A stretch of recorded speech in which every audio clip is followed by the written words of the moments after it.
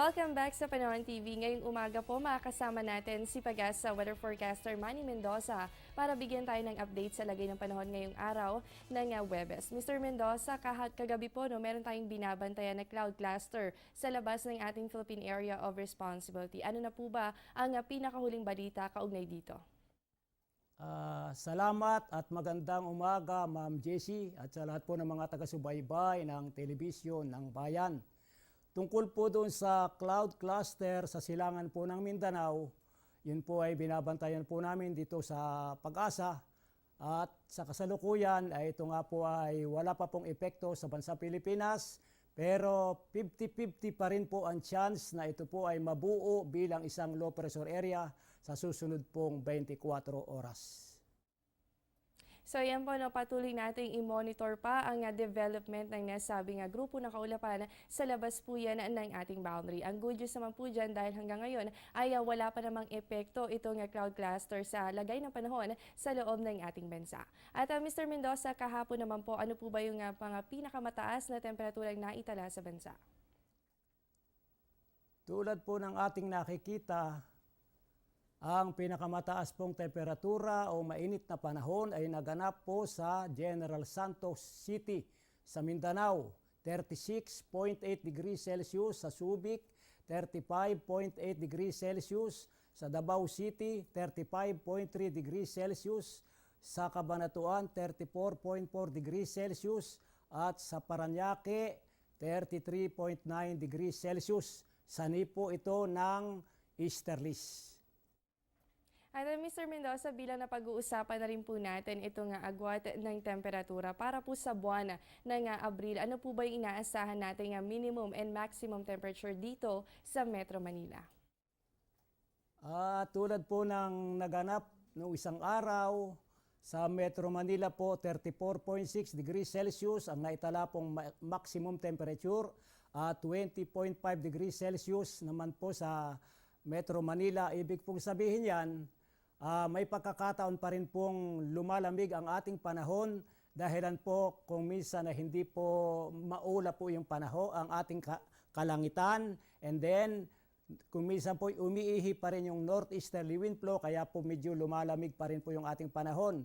And then due to the presence of easterlies, yan, tumataas po yung temperatura natin. Umabot nga po ang pinaka-average 34.6 degrees Celsius at yan po ay may posibilidad pa rin tumaas at tumaas ang temperatura na magiging dahilan ng pag-init ng panahon sa susunod pa pong mga araw. Ngayon po, Mr. Mendoza, nabanggit niyo po na ang dahilan nito ay easterlies. Recap po muna tayo, ano po ba itong easterlies?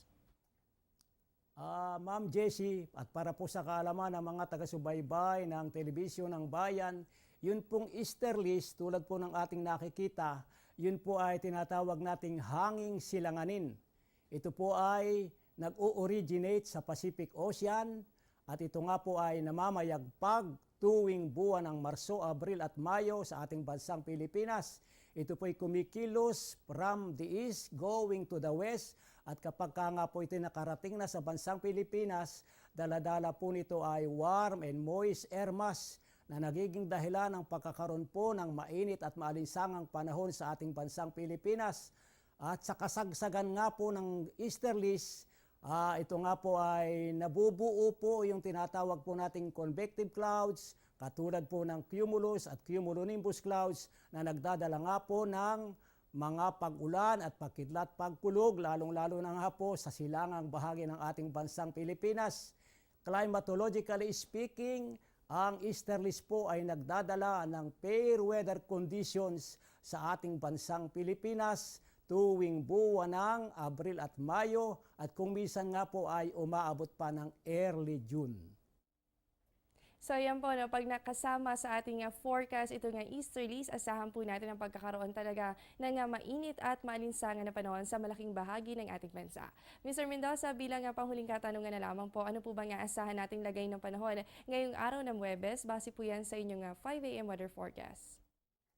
Tulad po ng ating inaasahan, due to easterlies, ang sambayanang Pilipinas o ang buong bansang Pilipinas ay still na makararanas po ng bahagyang maulap hanggang sa maulap na kalangitan na may pulo-pulong pagulan o pagkidlat, pagkulog. Lalong-lalo na nga po sa bandang hapon o gabi. Ang ibig pong sabihin, ang bansang Pilipinas ay makararanas po ng generally fair weather conditions sa araw pong ito. Tulad po ng ating mga naranasan ng mga nakaraang araw at ito po ay magpapatuloy pa sa susunod pa pong mga araw habang ang easterlies ay namamayagpag patungo po sa bansang Pilipinas. Kaya naman huwag na lamang kalilimutan ang pagdadala ng payong dahil posible pa rin ang pagkakaroon ng mga isolated cases of rain showers and thunderstorms. Maraming salamat po Mr. Mendoza. At dito na po nagtatapos ang ating programa. Yan po mga nakalap nating impormasyon ngayong umaga. Stay updated sa lagay ng panahon. Bisitahin lamang ang aming official social media accounts and website. Ito po ang Panahon TV kung saan walang pinipiling panahon ang pagbibigay impormasyon. Naghahatid po yan ng balita simula Lunes hanggang Linggo 5 to 5:30 ng umaga at sa oras-oras na update dito lamang sa Telebisyon ng Bayan. Ako po ang inyong nakasama ang inyong weather body Jessie Basco. Magandang umaga sa inyong lahat. Ang programang ito ay hatid sa inyo ng Air 21. Sagot ko, padala mo.